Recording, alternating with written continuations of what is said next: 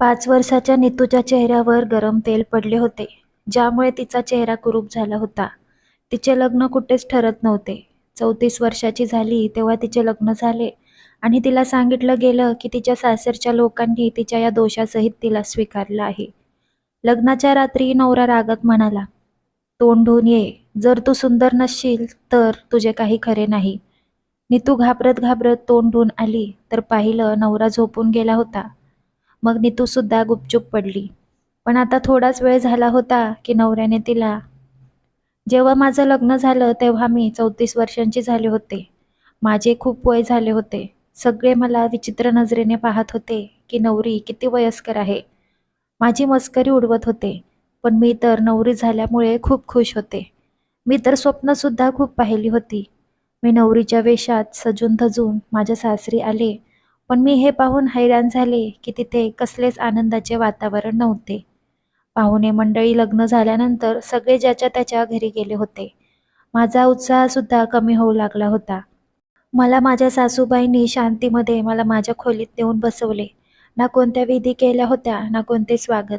मला असे वाटत होते की हे लग्न जबरदस्तीनं केलेलं लग्न आहे. मी खोलीत पाय ठेवला तेव्हा मला खूप वाईट वाटलं, कारण खोलीसुद्धा खूप साधी होती. जसं काय यांना नवीन नवरी आल्याबद्दल काहीच आनंद झाला नव्हता. माझ्या सासूने मला बेडच्या मधोमध बसवले आणि म्हणाल्या, "मी तुझ्यासाठी जेवण पाठवते." मी सासूबाईंना नकार दिला तेव्हा माझ्या सासूबाई माझ्याजवळ बसून मला पाहायला लागल्या. सासूबाई बाहेरून तर खूप चांगल्या वाटत होत्या, पण त्यांची नजर खूप विचित्र होती. मला खूप भीती वाटत होती. नंतर त्या मला म्हणाल्या, "खूप सुंदर दिसत आहेस." मी हसून थँक्यू म्हणाले, पण त्यांच्या तोंडून निघणारा पुढचा शब्द मला काही क्षण टेन्शन देऊन गेला. त्या म्हणाल्या की देव तुझी ही सुंदरता कायम ठेवो. त्यांची ही बोलण्याची पद्धत फक्त विचित्रच नव्हती, तर त्यांच्या बोलण्याचा अंदाज वेगळाच होता. मी फक्त त्यांना हो म्हणाले. त्यांना परत प्रश्न विचारावा हे मला योग्य वाटलं नाही. नंतर त्यांनी माझ्यासोबत इकडच्या तिकडच्या गप्पा मारल्या आणि उठल्या आणि म्हणाल्या, "कोणत्या गोष्टीची गरज लागली तर मला सांग." आणि मग खोलीमधून त्या निघून गेल्या. मला लग्नाच्या पहिल्या रात्री या खोलीत खूप खुश व्हायला हवे होते, पण मला तर खूप अस्वस्थ वाटू लागले होते. माझ्या सासूबाई गेल्यानंतर काही क्षणातच माझी नणंद खोलीत आली आणि माझ्यासोबत गप्पा मारू लागली. ती वयाने माझ्यापेक्षा मोठी होती. मी सुद्धा हसून गप्पा मारत होते, पण तिने माझ्यासोबत विचित्र विचित्र गोष्टी बोलायला सुरुवात केली, ज्याला ऐकून माझा मूड वाईटरित्या खराब व्हायला लागला होता. मला काही क्षण असे वाटले की जसे काही सगळे बदलले आहे आणि हे लग्न खूप भयानक रूप धारण करणार आहे. पण ती मला म्हणाली की "इतका जास्त मेकअप का केला आहेस?" तिचे हे बोलणे ऐकून मला विचित्र वाटले, कारण मेकअप तर नवऱ्या मुलीचा जास्तच असतो. मी तिच्या या बोलण्याचे काहीच उत्तर दिले नाही. तेव्हा ती परत म्हणाली, "तुमचे वय काय आहे?" तिच्या या प्रश्नावर मी शांत बसले होते. माझे मन म्हणत होते तिच्या हाताला धरून तिला खोलीबाहेर काढून द्यावे. तेव्हा ती परत म्हणाली की "तुमचे वय 34 वर्ष आहे. लग्नाच्या हिशोबाने खूपच जास्त आहे. या अगोदर तुमचे लग्न का झाले नाही? काही दोष होता का तुमच्यामध्ये, जे आजपर्यंत तुमचं लग्न झालं नाही?" तिचे हे प्रश्न मला हातोड्यासारखे वाटत होते. मन म्हणत होतं की तिला विचारू की "मग तुझ्या भावामध्ये काय कमी होती, जे आजपर्यंत त्याचे सुद्धा लग्न झाले नाही?" तो तर माझ्यापेक्षा सुद्धा 1 वर्षाने मोठा होता. पण मी हे विचारू शकले नाही, त्यामुळे मी शांतच होते. तेव्हा नणंद परत म्हणाली, "जाऊ द्या सोडा, लग्न तर आपापल्या नशिबाने होते जे देवाने लिहिलेले असते. असो, माझ्या दादाला तर सुंदर मुली आवडतात, नाही की जास्त मेकअप केलेल्या, नाही तर तो कुरूप मुलींना पाहत सुद्धा नाही." तिचे हे बोलणे ऐकून मी खूप बळजबरीने शांत बसले. ती जे काही बोलत होती त्यावरून मी विचारू शकत होते की ती का एवढं वय होऊन सुद्धा भावाच्या घरीच आहे. तिचे का नाही झाले अजून लग्न? पण मी शांत बसले, कारण आज तर पहिलाच दिवस आहे आणि मी आजच काही म्हणाले तर मला सगळे नावं ठेवतील. पण मला शांत पाहून माझी नणंद परत म्हणाली, "माझ्या भावाला कुरूप मुली पसंत नाहीत. पण असो, एक स्त्री कशीही असो, तिच्याच हातात असते की आपल्या नवऱ्याला आपला दिवाना कसा बनवायचं. मला आशा आहे की तुम्ही सुद्धा काहीतरी असे करा की माझा दादा तुमचा दिवाना होईल." हे बोलून ती हसून बाहेर निघून गेली आणि माझ्यासमोर मात्र माझं पुढचं आयुष्य खूप खराब दिसत होतं. पण मी माझ्या डोक्यातून सगळं काही काढलं आणि कंबर सरळ करून बेडवर पडले. पण अचानक माझा नवरा खोलीमध्ये आला. मी पटकन उठून बसले. जेव्हा माझा नवरा माझ्याजवळ आला आणि म्हणाला, "हे सगळं काय आहे? इतका सारा मेकअप का केला आहेस? मेकअप करून तू सुंदर दिसत आहेस, पण मेकअप करून तर कोणीसुद्धा सुंदर दिसू शकतं. पटकन वॉशरूममध्ये जा आणि तुझे ते मेकअपचे तोंड धुवून ये. आणि मेकअप काढल्यानंतर जर तू इतकी सुंदर दिसली नाहीस, तर मी तुला घटस्फोट देईन." माझ्या नवऱ्याचे असे बोलणे ऐकून मी आश्चर्यचकित होऊन त्याच्याकडेच डोळे मोठे करून पाहत बसले होते. मी पहिलेच खूप टेन्शनमध्ये बसले होते. मला आता रडू यायला लागलं होतं. माझा नवरा परत ओरडून म्हणाला, "तू अजूनपर्यंत बसली आहेस? बहिरी आहेस का? तुला ऐकायला येत नाही?" नवऱ्याने रागवल्यानंतर मी पटकन उठले आणि बाथरूममध्ये गेले. आतमध्ये जाऊन मी खूप काळजीत उभे होते. आता मी काय करू? जर माझ्या नवऱ्याला माझा चेहरा पसंत आला नाही, तर तो मला घटस्फोट देईल. मला खूपच टेन्शन आलं होतं. खूप वेळ बाथरूममध्ये घालवल्यानंतर मी देवाजवळ प्रार्थना करत होते. अंगावरचे सोने काढले आणि कपडे बदलले आणि तोंड हातपाय धुवून बाहेर आले, तर पाहिलं तर माझा नवरा झोपून गेला होता. मी सुटकेचा श्वास घेतला, कारण आजची तर रात्र निघून जाईल आणि उद्या मी माझ्या आईकडे जाईन, म्हणजे ती सर्व काही प्रकरण सांभाळेल. मी खूप सावकाश बेडवर माझ्या नवऱ्याच्या शेजारी झोपले. पण काही वेळच निघून गेला होता की माझ्या नवऱ्याने, "माझे नाव नीतू आहे. माझे वय 34 वर्ष आहे. मी नागपूरची आहे आणि माझ्या फॅमिलीमध्ये फक्त मी आणि माझी आई असे दोघीच आहोत. माझी आई सारखी आजारी असते. ती हार्टची पेशंट आहे. मी खूप छोटे होते तेव्हा माझ्या पप्पांचा मृत्यू झाला. माझे पप्पा एक चांगले बिझनेसमॅन होते आणि आई हाऊसवाईफ होती. पप्पांच्या मृत्यूनंतर आई त्यांचा बिझनेस सांभाळू शकली नाही, त्यामुळे पप्पांचा बिझनेस संपला. आमचे 2 मजली घर होते. आईने वरचा हिस्सा रेंटवर दिला होता आणि खाली आमच्या घरात आई मुलांची ट्युशन घेत होती. आमचा घर खर्च सहजरित्या भागत होता. पण माझी आई एका गोष्टीला घेऊन खूप टेन्शनमध्ये राहायची की मी स्वतःच्या घरी कधी जाईन. कोणीच माझ्यासोबत लग्न करणार नाही, कारण माझ्यात एक खूप मोठा दोष होता. लहानपणापासूनच लोक मला म्हणायचे की ही कुरूप आहे. जेव्हा मी स्कूलमध्ये जायचे तर माझ्यासोबत कोणीच मैत्री करत नव्हतं आणि जेव्हा आम्ही तरुण झाले तेव्हा नातेवाईक आमच्यापासून लांब झाले.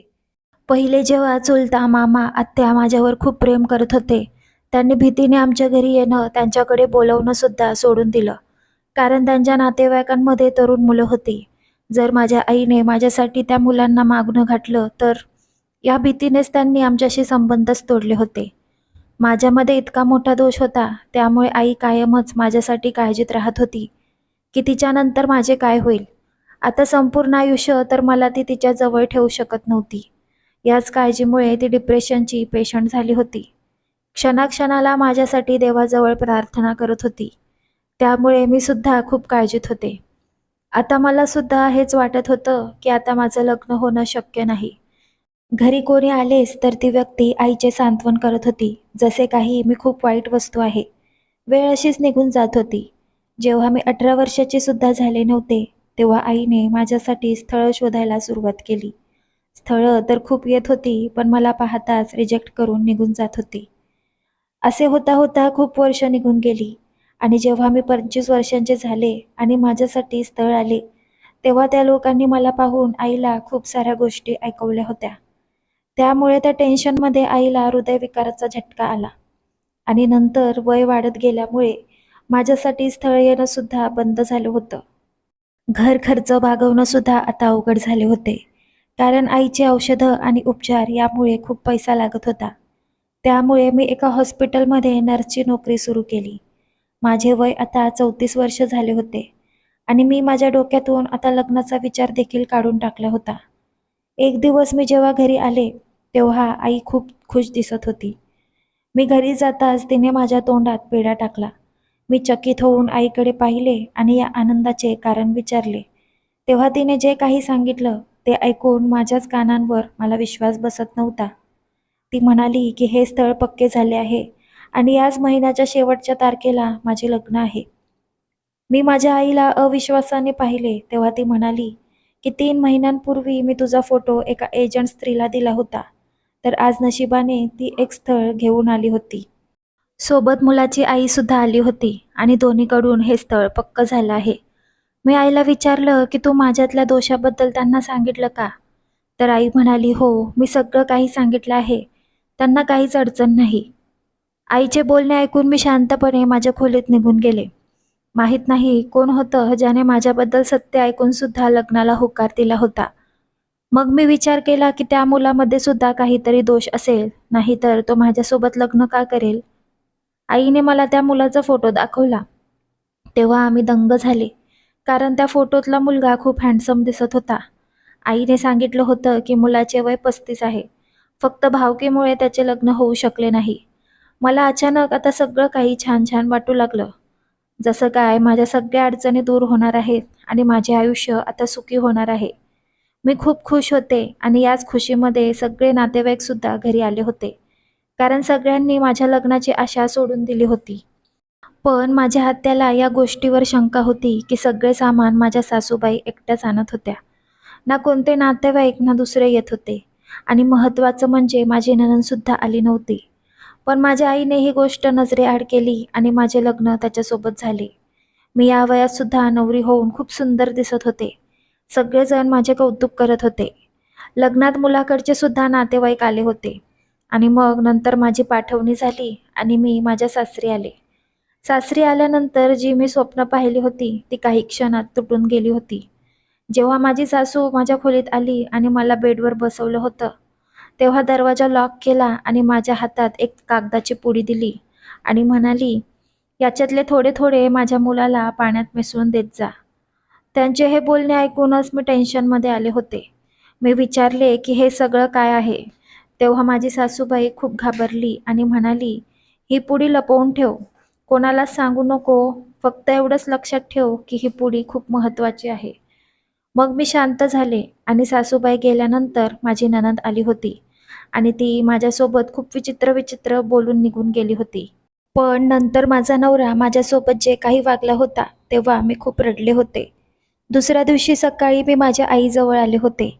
रात्री जे झालं होतं ते मी कोणालाच सांगू शकत नव्हते की माझा नवरा माझ्यासोबत कसा वागला होता. मी माझ्या आईच्या घरी आले तेव्हा आई माझा चेहरा पाहून काळजीत पडली आणि म्हणाली, "तू खुश नाहीयेस का? तुझे सासरचे आणि तुझा नवरा तुझ्यासोबत वाईट वागले का?" आईच्या या प्रश्नावर माझे डोळे अश्रूंनी भरायला लागले. माझी इच्छा असूनही मी सांगू शकले नाही की माझ्या नवऱ्याने मला घटस्फोट तर नाही दिला, पण माझ्यासोबत असा वागला की ज्यामुळे माझ्या हृदयाचे तुकडे तुकडे झाले होते. पण माझ्या नवऱ्याने मला धमकी दिली होती की ही गोष्ट मी कोणालाच सांगणार नाही, नाहीतर तो मला घटस्फोट देईल. मी आईला सांगितलं की असे काहीच नाही झाले. माझा नवरा खूप चांगला माणूस आहे आणि माझी नणंद आणि सासूबाई सुद्धा खूप चांगले आहेत. माझ्या बोलण्यावर आई शांत बसली, पण ती समाधानी झाली नाही. थोड्या थोड्या वेळानंतर ती मला प्रश्न विचारत राहिली. संध्याकाळी माझा नवरा मला घ्यायला आला आणि मी त्याच्यासोबत परत सासरी गेले. सगळं काही ठीक झालं होतं, पण कोणालाच माहीत नव्हतं की मी कोणत्या त्रासातून जात आहे. मी परत नोकरी करायला लागले होते, कारण माझा नवरा म्हणाला होता की घर खर्च तो एकटा उचलू शकत नाही. जेव्हा आईने मला विचारलं की नोकरी का करत आहेस, तेव्हा मी म्हणाले होते की माझं मन घरात लागत नाही, कारण ही गोष्ट सुद्धा माझ्या नवऱ्याने कोणाला सांगायला लावली नव्हती. माझे आयुष्य खूप अवघड होऊ लागले होते. जेव्हा एक रात्री माझा नवरा घरी आला नाही, तेव्हा माझ्या सासूबाई माझ्या खोलीत आल्या. नेहमी माझ्या सासूबाई शांत आणि आपल्या खोलीतच राहायच्या, पण आज खूप रागात वाटत होत्या. त्या मला कडक शब्दात म्हणाल्या, "मी जी पुडी तुला दिली होती ती पाण्यात मिसळून तुझ्या नवऱ्याला देतेस की नाही?" सासूच्या या प्रश्नावर मी गडबडले, कारण ती पुडी तर मी फेकून दिली होती. मी माझ्या सासूला खोटे सांगितले की "हो देते, रोज थोडी थोडी पाण्यात मिसळून देते." तेव्हा माझी सासू मला परत रागात म्हणाली, "तू खोटं बोलत आहेस. तू नाही देत त्याला. आता जे काही होईल त्याची जबाबदार तू स्वतः असशील." सासूबाई रागारागात माझ्या खोलीतून पाय आपटत निघून गेल्या आणि मी माझ्या सासूबाईंच्या या बोलण्यावर काळजीत पडले. इतकं सारं वाईट घडतच होतं, अजून काय बाकी होतं? मी खूप टेन्शनमध्ये आले होते. आता मला संशय होऊ लागला होता की खरंच अजून काही वाईट तर घडणार नाही ना? पण ही गोष्टसुद्धा मला हैराण करून टाकत होती की माझ्या सासूबाईंना लग्नाच्या पहिल्याच दिवशी माझी एवढी दया का वाटू लागली होती. मी माझ्या सासूबाईंच्या बोलण्याकडे दुर्लक्ष केले. दुसऱ्या दिवशी मी कामावरून लवकर आले. जसा हॉलमध्ये पाय ठेवला, पाहिलं की माझ्या नंदेसोबत ती आंटी बसली होती, जिने माझं लग्न ठरवलं होतं. मी दुर्लक्ष करून तिथून जायला लागले, पण त्यांचा आवाज ऐकून माझा श्वासच थांबला. मी तोंडावर हात ठेवला आणि माझ्या खोलीत पळत आले. आतमधून दरवाजा लॉक केला आणि रडायला लागले. मला अजूनसुद्धा विश्वास बसत नव्हता की मी जे काही ऐकलं ते खरं आहे. माझ्यासोबत इतका मोठा छळ खेळला गेला होता. मी निर्णय घेतला की मी माझ्या नवऱ्यासोबत याविषयी बोलेन. पण दुसऱ्या दिवशी जे काही झालं त्यामुळे माझ्या पायाखालची जमीन सरकली. कारण जेव्हा सकाळी माझा नवरा परत आला तेव्हा मी माझ्या आईच्या घरी निघून आले होते. माहेरी येऊन मी खूप रडले होते आणि आईला सर्व काही सांगितलं होतं. आता मी सुरुवातीपासून तुम्हाला माझी कहाणी सांगते. जेव्हा मी जन्मले तेव्हा मी खूप सुंदर दिसत होते. पण जेव्हा मी 5 वर्षांचे झाले तेव्हा गरम गरम तेल माझ्या चेहऱ्यावर पडलं, ज्यामुळे माझा अर्धा चेहरा वाईटरित्या जळाला होता. माझ्या आईने खूप आक्रोश केला होता, खूप रडली होती. सगळ्यांनी आईला दिलासा दिला होता की वाढत्या वयाबरोबर माझा चेहरा ठीक होईल. माझ्या पप्पांनी माझे खूप उपचार केले, पण काहीच फायदा झाला नाही. वाढत्या वयाबरोबर माझा चेहरा बरा झाला, पण माझ्या चेहऱ्याच्या डाव्या बाजूला खूप मोठा डाग राहिला, जो खूप वाईट दिसत होता. त्यामुळे शिकलेली आणि चांगल्या खानदानाची असूनसुद्धा माझ्यासाठी स्थळं घेऊन येणारी लोक माझा चेहरा पाहूनच मला रिजेक्ट करत होते. त्यामुळे माझे वय वाढत गेले होते आणि वयाच्या 34व्या वर्षी माझे लग्न त्या आंटीने ठरवले आणि एक दिवस माझे लग्न झाले.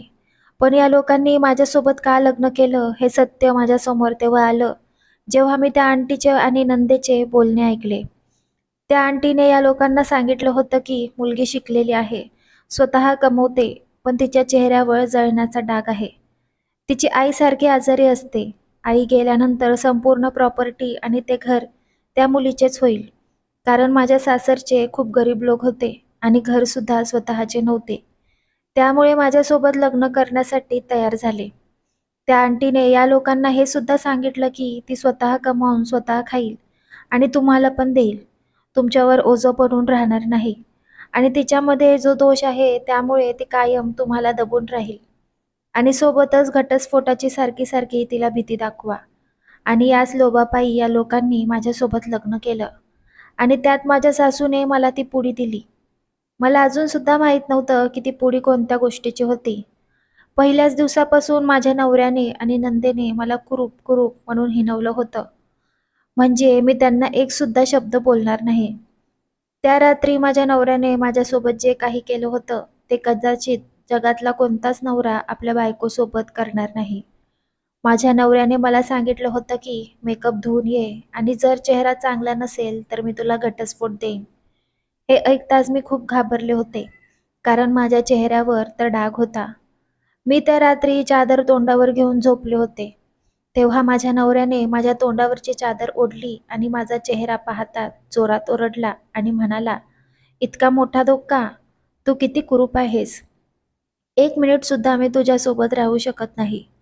तो असे म्हणल्यानंतर मी खूप रडायला लागले होते. जेव्हा नवरा म्हणाला की मी तुला घटस्फोट देईन, तेव्हा मी त्याच्यासमोर हात जोडले आणि पाया पडले आणि म्हणाले, "असे करू नका, मी कुठे जाऊ?" माझा नवरा माझे काही ऐकतच नव्हता. मी जेव्हा त्याला खूप समजावले, त्यामुळे तो थोडा वेळ शांत बसला. मग माझ्यासमोर त्याने एक अट ठेवली.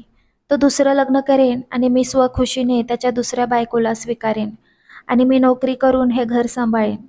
माझ्या या नवऱ्याच्या बोलण्याला मी मान्य केलं होतं. पण काल त्या आंटीचे आणि नंदेचे बोलणे ऐकून मला समजलं होतं की माझ्या नवऱ्याला माझ्या दोषाबद्दल माहीत होतं.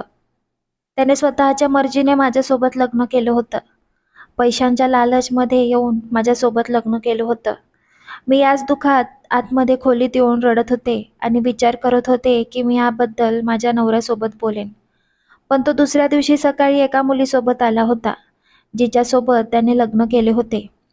ही बातमी माझ्यावर एखाद्या विजेसारखी पडली होती. वचनानुसार मी हे सगळं सहनसुद्धा करू शकले असते, पण माझ्या नवऱ्याने मला खूप मोठा धोका दिला होता. मी हे सगळं माझ्या आईला सांगितलं तेव्हा ती खूप आक्रोश करायला लागली आणि तिने मला खूप हिमतीने समजवले की मी माझ्या घरी परत जावं. तिचे हे बोलणे ऐकून मी खूप चकित झाले होते. पण आईने सांगितलं होतं की तू तुझ्या सासरीच राहा, तुला देव नक्कीच साथ देईल. पण मी तुझा घटस्फोट सहन करू शकणार नाही. मी आईच्या बोलण्यानुसार सासरी परत आले होते. माझी सवत आणि नणंद मला अशा पाहत होत्या की जसं काय त्या मला खातील. मी दुर्लक्ष करत माझ्या खोलीत निघून गेले होते. माझा नवरा आणि त्याची दुसरी बायको आनंदी होते. पण घरात अचानक माझ्या नंदेचं आणि सवतीचं भांडण होऊ लागलं होतं. माझी नणंद, जिला स्वतःचेच म्हणणे खरं करण्याची सवय होती, ती पस्तावा करत होती. कारण माझी सवत माझ्या नंदेला सारखी टोमणे देत होती की भावाच्या घरात अजून पडून आहेस, अजून लग्नसुद्धा झाले नाही. आणि माझा नवरासुद्धा त्याच्या बायकोला काहीच म्हणत नव्हता. माझ्या नंदेला वाटू लागले होते की तिने माझ्यावर किती अन्याय केला आहे. त्यामुळे माझी नणंद रडून रडून माझी माफी मागायला लागली होती. दिवस असेच निघून जात होते आणि लग्नाला 6 महिने झाले होते, जेव्हा हॉस्पिटलमध्ये अचानकच एक पेशंट आला, ज्याचा ॲक्सिडेंट झाला होता. त्याचे पाय तोडायला लागले होते. हे बघून मला खूप मोठा धक्का बसला होता, कारण तो माझा नवरा होता. ऑपरेशननंतर माझा नवरा अपंग झाला होता. माझ्या सासूबाई आणि नणंद खूप दुःखी होत्या आणि माझी सवतसुद्धा खूप रडत होती. मला तर कोणीच दुःखी होण्याचा सुद्धा हक्क दिला नव्हता. या गोष्टीला 1 आठवडा होऊन गेला होता. तेव्हा माझी सवत तिच्या माहेरी गेली आणि माझ्या नवऱ्याला घटस्फोटाचे पेपर पाठवले. म्हणाली की आता माझा नवरा तिची जबाबदारी आणि तिचा खर्च करण्याच्या लायकीचा राहिला नाही. ती वेळ माझ्या नवऱ्यावर खूप वाईट होती. एक दिवस माझ्या नवऱ्याने मला बोलावले आणि माझ्यापुढे हात जोडले. तो माझ्यासमोर हात जोडून रडून माझी माफी मागत होता. तेव्हा मी सुद्धा त्याला लगेच माफ केले होते. माझा नवरा मला म्हणाला की मला आता माहीत पडलं आहे की एखाद्या व्यक्तीच्या वरवरच्या दिसण्यावरून काहीच नसते. उलट त्याच्या नीतिमत्तावरून, त्याच्या कीर्तीवरून, त्याच्या आतल्या सौंदर्यावरून जीवन चांगल्या पद्धतीने जगले जाते. मी माझ्या सासूबाईंना देखील विचारले की ती पुडी कसली होती. या पुडीमुळे तर माझ्या नवऱ्याचे हे हाल तर नाही ना. तेव्हा माझ्या सासूबाई हसल्या आणि म्हणाल्या की तो देवाचा अंगारा होता, ज्यामुळे तुझ्या नवऱ्याला तुझ्यातले गुण, सौंदर्य दिसेल. माझ्या सासूबाईंना आपल्या मुलाच्या आणि मुलीच्या वागणुकीबद्दल माहिती होते. त्या पहिल्यापासूनच माझा भलताच विचार करत होत्या, पण मला समजलंच नाही. असो, आता सर्व काही ठीक होते. माझ्या नंदेला आणि माझ्या नवऱ्याला त्यांच्या चुकीच्या वागण्यावर पस्तावा होत होता. मित्र आणि मैत्रिणींनो, व्यक्तीच्या चेहऱ्यावर किंवा त्याच्या दिसण्यावर जाऊ नका, तर त्या व्यक्तीची नीतिमत्ता, कीर्ती सुंदर असली पाहिजे. नक्कीच देवाच्या घरात न्याय आहे. तर मित्र-मैत्रिणींनो, कथा कशी वाटली कमेंट करून नक्की सांगा. आणि गोष्ट आवडली असेल तर व्हिडिओला लाईक करा, शेअर करा आणि अशाच कथा ऐकण्यासाठी आपल्या चॅनलला फॉलो करा. भेटूया पुढच्या कथेत. तोपर्यंत आपली काळजी घ्या. धन्यवाद.